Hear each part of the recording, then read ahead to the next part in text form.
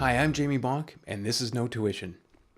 So happy to have Andrew Begg on this first ever episode of the show. Andrew is a Toronto-based singer, songwriter, and guitarist who has 3 unique projects currently on the go. We had a great conversation covering everything from how he writes songs to the state of the music industry. Of course, we had to throw in some guitar talk too. So here we go, the first ever No Tuition interview. Okay, let's jump right in and talk a bit about the writing and recording of your most recent release, Daybreak. You have 5 songs on the EP, each with their own unique vibe. How did you decide on these particular tunes for this record? Right. Yeah, so the writing process for Daybreak was over a few years, actually. It took a while to narrow it down to those 5 songs. The first song I wrote was When the Light Is On. That's track 4. I wrote that when I was 19 in 2013. That was when I just started college at Metalworks. And that song seemed to come to me pretty fast. It was the first original song I had written since I was in my high school band, whose name will go unsaid. But yeah, I hadn't written a song in a few years just because I wasn't feeling super confident as a writer. But then a couple months into college, I started learning a few things, feeling like I wanted to try it out again. And so I wrote that tune and I was pretty happy with it. And, you know, lo and behold, 2016 rolled around and it was still something I felt proud of, still something I wanted to record in the studio. So I did, and I liked the way that it turned out. So that was the first song we did, and then the other 4, they kind of gradually came after that point. So some of them, the ideas, the building blocks were in place since 2013, 2014, and then got finished off by the time we went into the studio in April 2016. And then one of the tunes, which would have been Daybreak, that one was the one that was written like right before I got into the studio, sort of like March 2016. I wrote that, and that kind of became the centerpiece of the EP a little bit, and became the title of the EP, and kind of tied the whole thing together. But yeah, the other ones were somewhat in place, at least until that point. So did you have like a bunch of songs for the record? Like you had, 10 songs and you say you whittle them down to 5, or what was the process? Right. Yeah, I had like typically I don't when I come up with an idea, I don't turn it into a song until like I know I'm ready to record, or I know I'm ready to perform it live. Like I don't have songs sitting around on my hard drive. Like I usually just come up with an idea. Maybe it's a chorus or a verse and a chorus or a riff, or just, some little snippet that I know is basically the basis of a song. And is it the music first, lyrics first? How when are you sort of a general vibe of the tune? Usually I write lyrics first. Sorry, no, I'm lying to you already. Usually I write music first. Yeah, usually I write music first. It's just what comes to me more naturally, I think. That's where everything starts, is with a melody primarily. So it'll be some kind of riff or melody, and half the time I come up with it just in my head, just, thinking stuff to myself. Like I do that a lot, just walking around, just trying to write melodies in my head. And I've got a phone or something nearby that I can get it down, and then I don't lose it, which has happened. I've lost it before. So ideas. Leaving a message to yourself, putting on the voice recorder. What are you doing there? Yeah, it's just the memo thing on my phone or on my MacBook.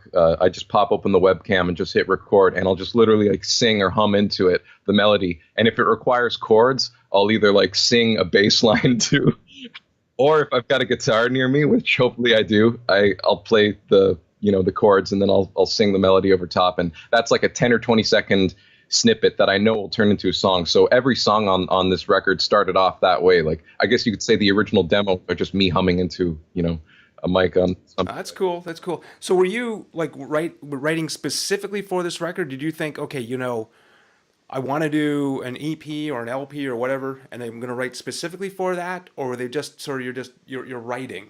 Yeah. I knew at some point I wanted to start a band again, because my high school band, we existed between 2009 and 2012.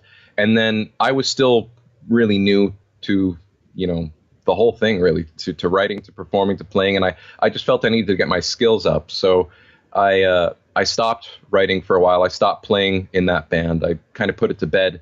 But I knew I wanted to go back and do some original rock-based music again at some point. So when the time felt right, I knew it would happen. But I was always writing and kind of putting little snippets of ideas away for myself that at some point I knew I would use. But it was never with the intent that, oh, this was going to be an EP or an album or singles. I just knew at some point something I was going to release. Yeah, I was going to ask because they seem like they fit together. I didn't know if you were going for a particular Yeah. theme. It seems like they're not like singles just jammed in to make like an EP. It seems like there's a general concept Yeah. behind it. Is that true, or am I No, making that up? definitely it's true. I think what I did was I took, like, I had about 60 or 70 at least little snippets of ideas, like 1 minute snippets, like I was saying, just me singing into a webcam or whatever. I had a ton of those, and so I kind of went through them and picked the ones that really stood out to me and I felt worked together musically, and also would work together. That I could write lyrics that kind of chain them all together a little bit. So yeah, I picked kind of the five strongest melodies, I guess you could say, and yeah, and I ended up writing lyrics from there. They were the last things to be put onto these songs. So I wrote the melodies, I wrote the chords. I kind of had, an idea of the verse, the chorus, the bridge, but I didn't have lyrics, so I added lyrics to all of them. And generally, all the lyrics kind of relate to just a lot of my feelings growing up, I guess, just being in college and transitioning out of college and entering early adulthood. So there's some stuff about relationships, some stuff about growing up, finding your views in life, and just a lot of just being a young person and looking around at this crazy changing world that we have in front of us, and just kind of wondering how you fit into it a little bit. So a little bit of that existentialism in there, but the angst, yeah. Yeah, a little bit. So okay, so after you'd chosen the songs, how did you start the recording process? Did you say you demoed them a little bit at home, at least rough demos? What was the process from after you had the songs before you went into the studio? Right. Yeah, every song that I ever write starts off as that really simple demo, me singing into my phone or my laptop mic. But then after that, once I've written out some lyrics and I've decided that it's something that I want to turn into a proper studio recording, then the next thing I do is I do a more proper demo. And yeah, that is usually... And is that at home? You're doing the demo? Yeah. Yep, I do that at home. So yeah, I've got a very simple setup here. Just audio interface into my MacBook with Pro Tools, and yeah, I'll just usually record just a few guitar tracks, maybe bass, either throw on a drum machine or do some kind of tambourine or some kind of percussion on there, and it just gives me an idea, and then I sing just into my condenser mic or whatever, and just get a scratch vocal on there. And would you then go and rehearse with the band before you go in the studio, or is it taking those songs into the studio and sort of building them, the tracks in the studio?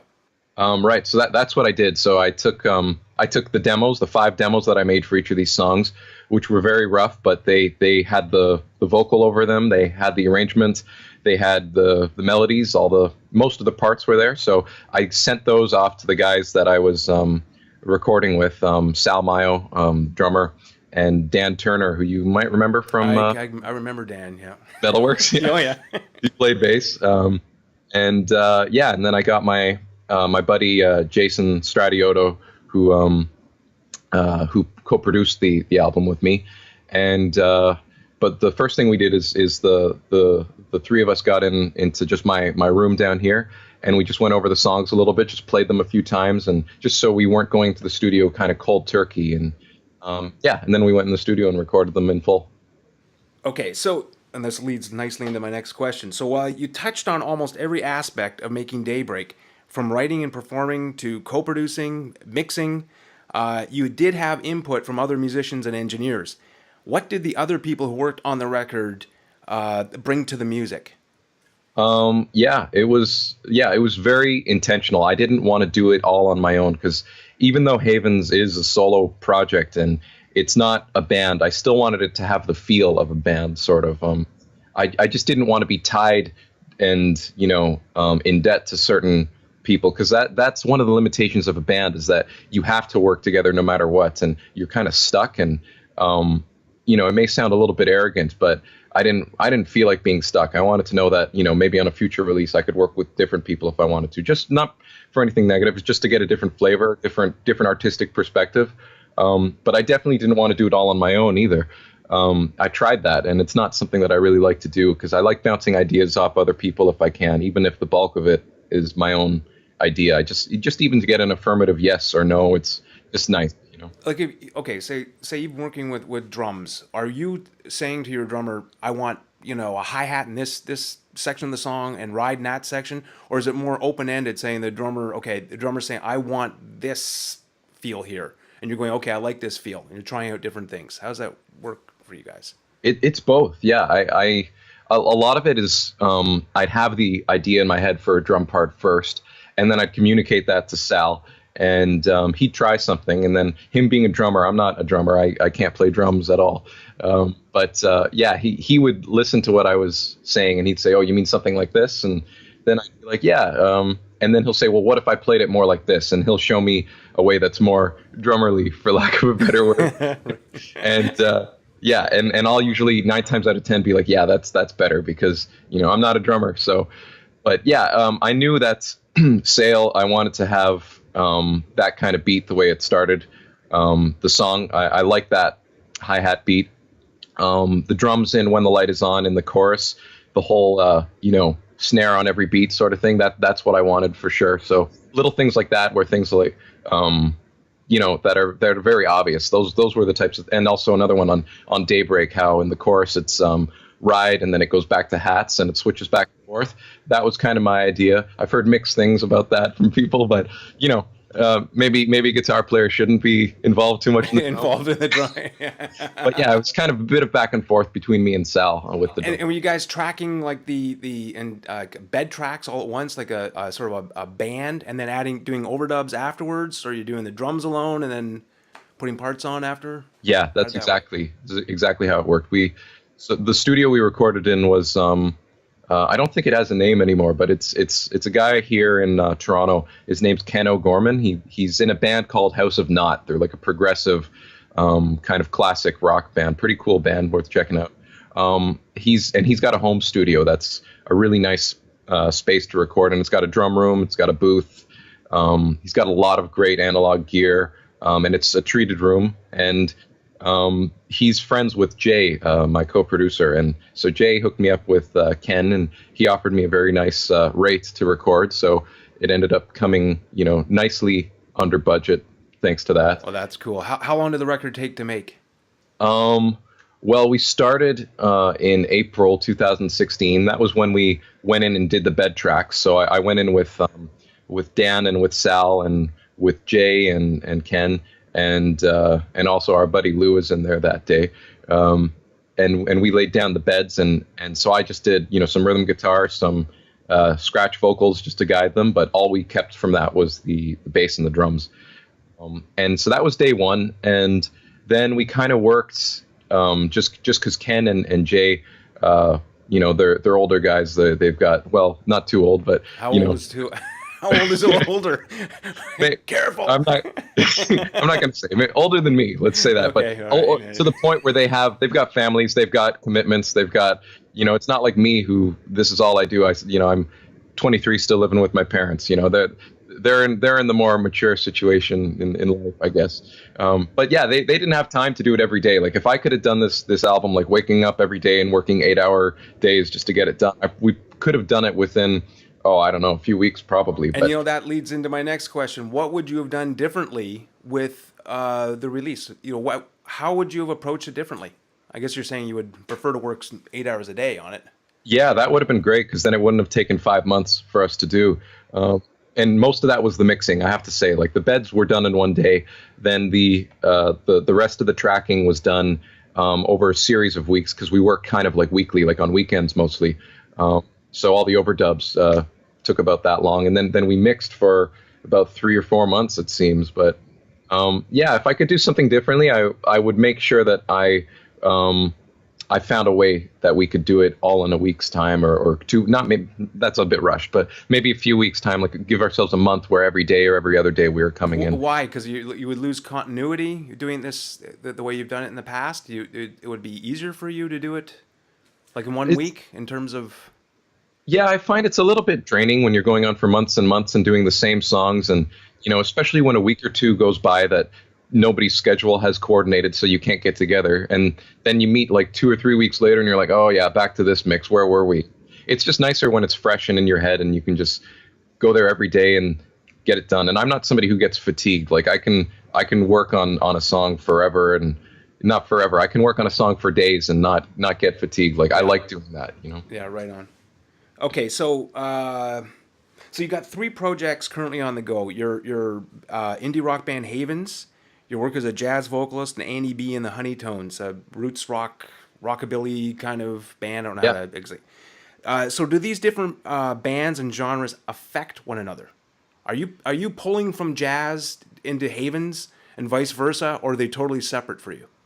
Yeah, I think, I try and keep them as separate as possible, but I think no matter what, they're always going to influence each other, mainly vocally, because I think the music is pretty much straight up rock. I'm not taking, well, actually, that's not true. I am using the odd, major seventh chord voicing. Okay, that's what I'm getting So at. yeah, I guess guitar wise, it does influence Havens a little bit, but mostly vocally, because I find when I used to sing rock, pop, I never would do as much vibrato. I'd never stay kind of like in the warmer, more resonant baritone kind of part of my voice. Yeah, I'd always try and stretch it and be a little bit more of that cutting rock sound. And now I'm not afraid to get more into those tones that I use when I'm singing jazz. So it has influenced it a little bit, I think.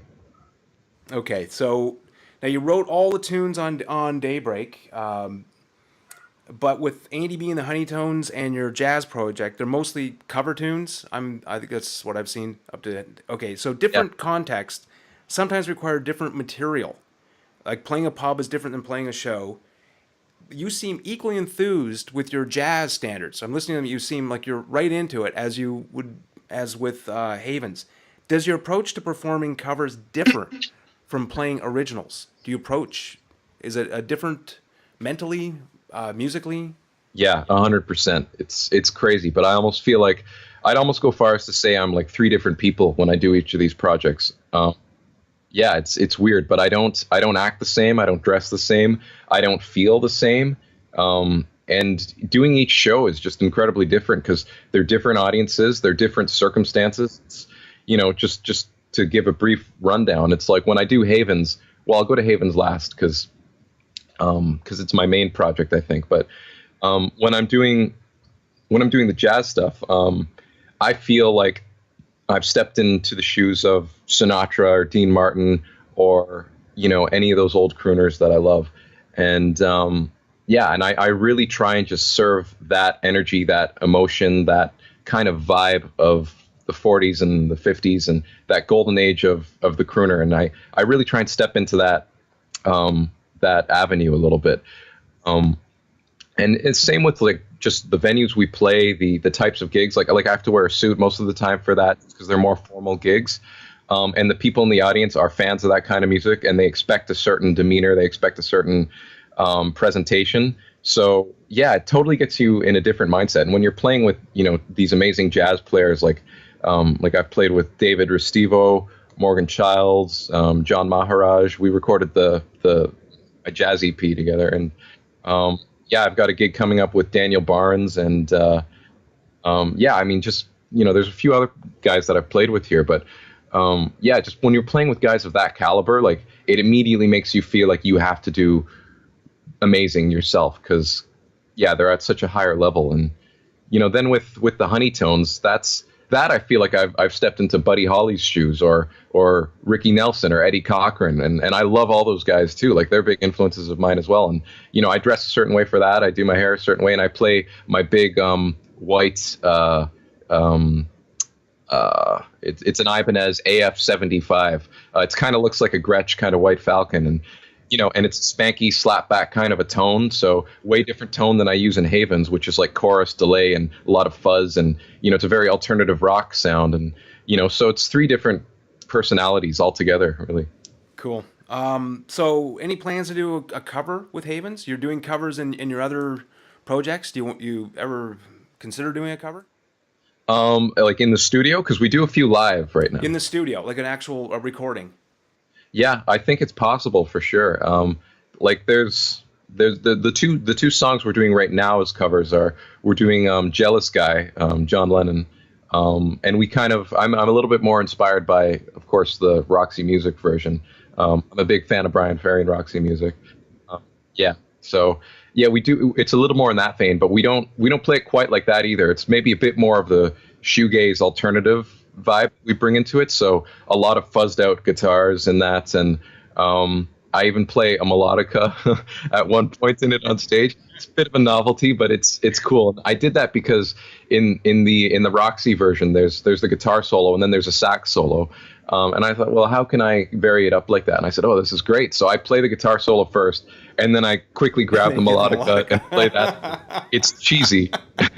I know it's But it cheesy, works. but it works. It sounds good. I think the audience has appreciated, my fast ability to transition a little bit. But yeah, we're doing that. I think that's been a successful cover. We played that last night. We did a gig at Supermarket here in Toronto and Kensington Market, and that was probably one of the highlights of the night, that song. So Cool. and How the about other cover, original tunes with your other bands? You thinking of maybe writing a jazz original?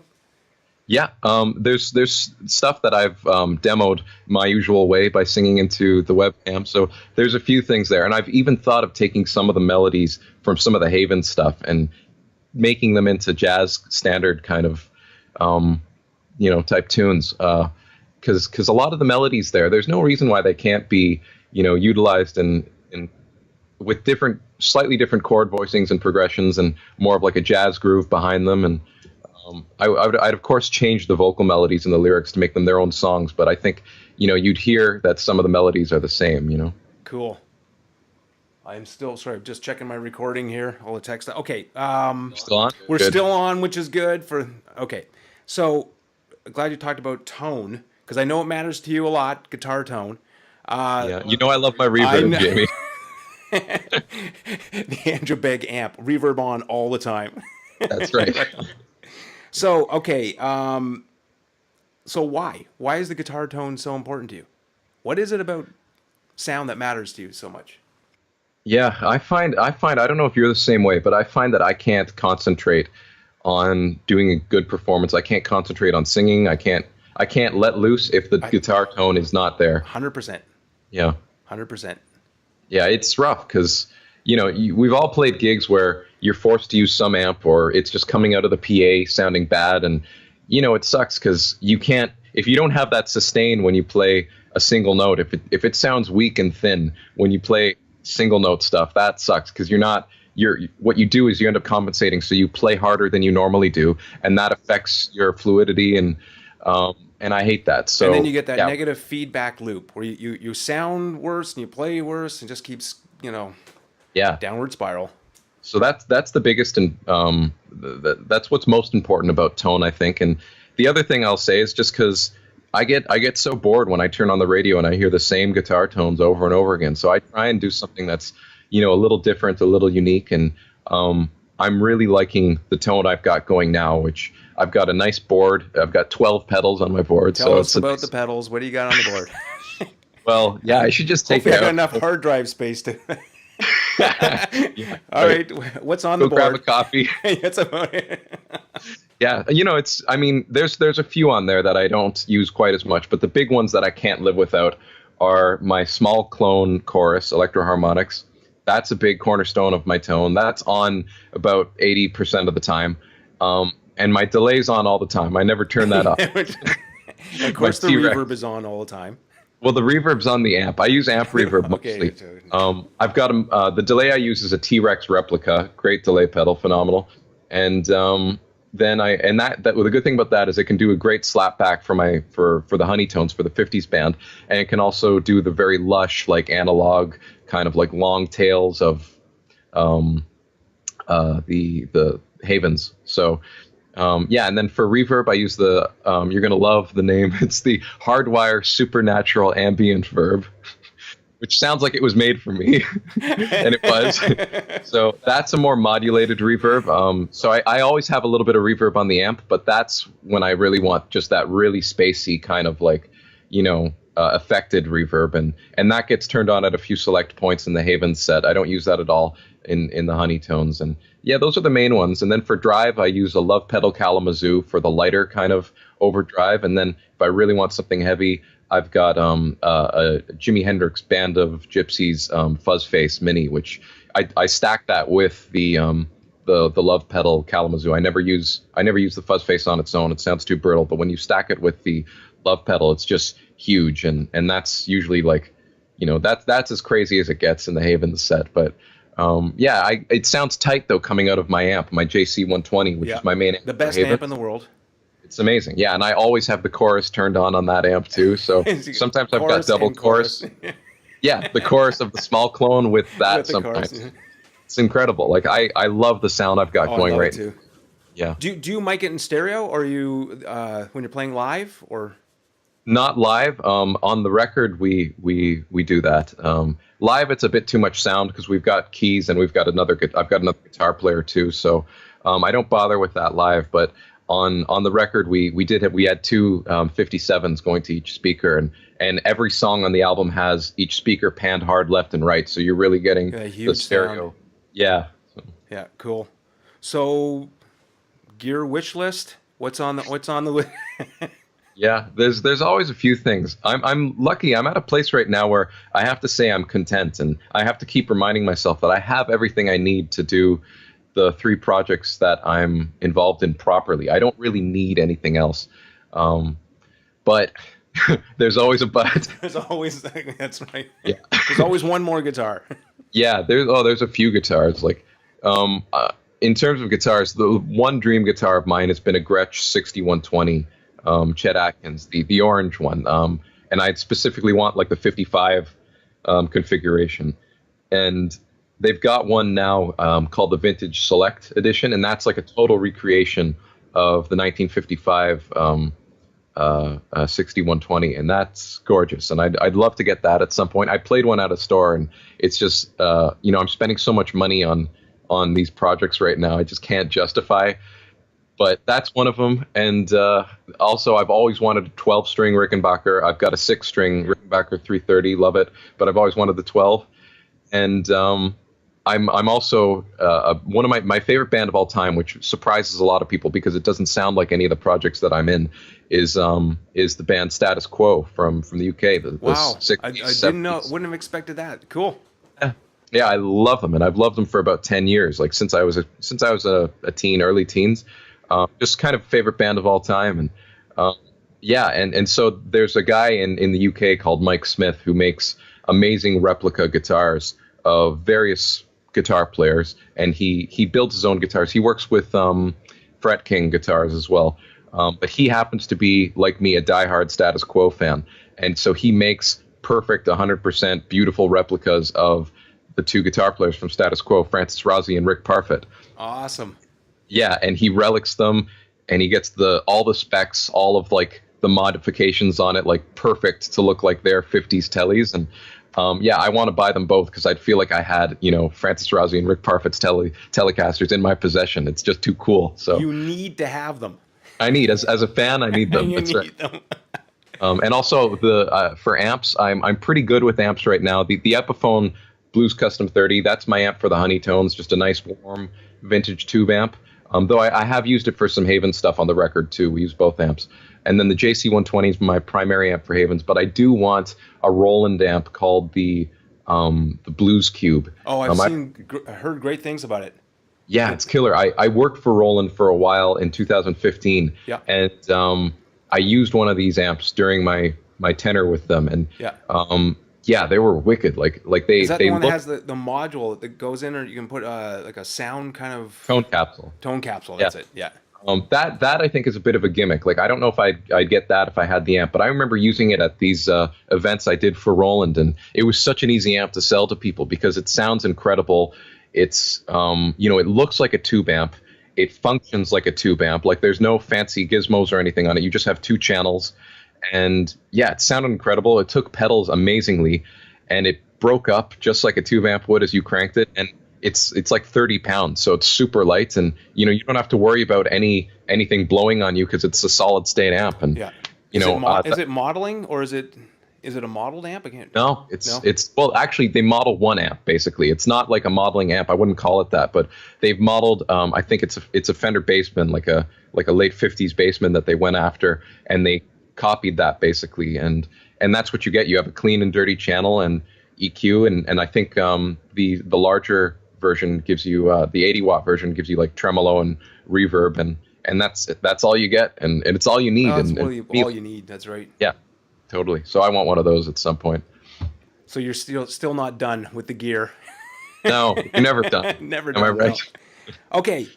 So what has been the toughest part of getting your career going? Yeah, well, that's the hardest part for sure. It's not happened yet. To my satisfaction anyway. Like I'm building on it. It's like building blocks. Like if I look to where I was a year ago, I'm way further than I was in my career. So I'm very happy with the progress. But there's so much more I want to do. The primary thing that I want to do is make Havens more of a household name. If not even a household name, just a name on the Toronto scene. Just so people who go to indie shows, I want them to know that Havens is a band worth checking out. And it's tough because there's so many bands here, and every night there's numerous bands out there gigging. So that's something that I'm gigging the toughest thing. Making the record the toughest thing. The business, the marketing. What do you feel has been the biggest challenge for you? Yeah, just loosely speaking, just getting the music heard, getting it recognized, getting some kind of recognition for it. And there's so many ways you can go about doing that. Like, it's one thing to get your family and friends to hear it, which I have been able to do mostly. And it's one thing to get them to come out to shows, but how do you go after? Yeah, build the audience. Yeah, like, it's tough because there's you go onto any YouTube video of whatever band, whatever artist, you'll always find a dozen or so comments of people saying, check out my band's music, and they get ignored because they're one of millions doing that. So you can't really do that, and that leaves you trying to grab bigger gigs and get radio and get press. And we've got some blogs. A Spanish blog randomly picked up my EP and did a review on it, which was pretty cool. And then a blog in Toronto here wrote a review for Daybreak as well, which was nice. But I want to go out, try and get some more press, always get more gigs, and it's just it's ongoing. It is what it is. It's just you just got to be on it 24/7.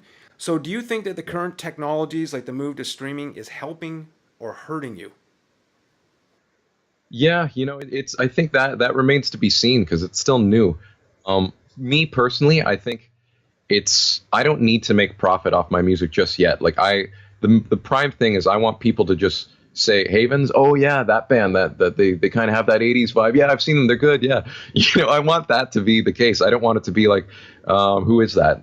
So I think expecting everybody to buy my record right away is not practical. Like if you do, I'm grateful. But, I wanted it out on Spotify. I wanted it out on Apple Music, all those streaming services, so that it's easy for people to check out. And I don't think streaming is an evil thing because I use it all the time. Like I check out artists, and then if I like them, I always buy the CD. So I think it's actually a good thing because it doesn't force you to waste your money. And nowadays artists know that they can't just make a good single and sell a CD full of crap. Like you actually have to write something good to get people to buy it. The hope is that people do go out and buy it, right? So yeah. What about streaming a live show? Doing some sort of net presence with your live show? Yeah, I've thought of that, and it's definitely in the cards. There's so many things that I want to do with Havens. The other projects of mine in terms of the jazz project and the Honeytones, like those are more like they're easier to get gigs, I find.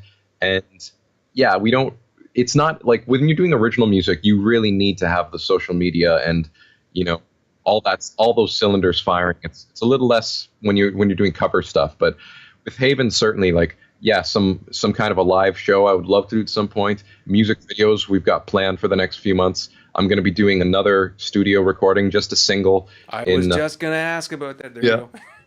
Yeah, at some point in the future. I'm not going to say when, but at some point we're going to be doing that. But for the next little while, I just want to promote this record, do some videos for it, and hopefully get some radio play. I'm going to see if I can find a radio tracker, and that's my next project. Yeah. Well, this has been awesome, dude. I've had a lot of fun. You're a fantastic interview. Anything else you'd like to talk about? Yeah, I don't know. I mean, just I guess I'll do a shameless plug. Like, yeah. So, yeah, if you're into alternative rock, if you're, I'll just say some of the influences, just so people kind of know what to expect. A lot of people have compared it to. I've heard the Smiths, I've heard Slowdive, I've heard Ride, I've heard The Cure, Joy Division. I think you'll get a little bit of that if you hear it, and a couple of other favorite bands of mine are Arkells. I'm influenced by their writing a lot, so I think you'll notice a similarity with the songwriting. And White Lies is another favorite band of mine. But yeah, I mean it's good guitar-based alternative rock with a very ambient, lush, layered sound to it. So if that sounds like something you'd be into. And they can check it out where on Spotify, Apple Music. Yeah, if you search Havens, you should find it on all those platforms. The record's called Daybreak. We're on Bandcamp and SoundCloud as well. And yeah, like us on Facebook at Music by Havens. And yeah, Twitter, same thing. And musicbyhavens.com if you want to see a website. So. Right, and I'll put that down on the bottom of the screen here. Well, awesome, man. This has been a lot of fun. Yeah, for sure, Jamie. Thanks for having me, man.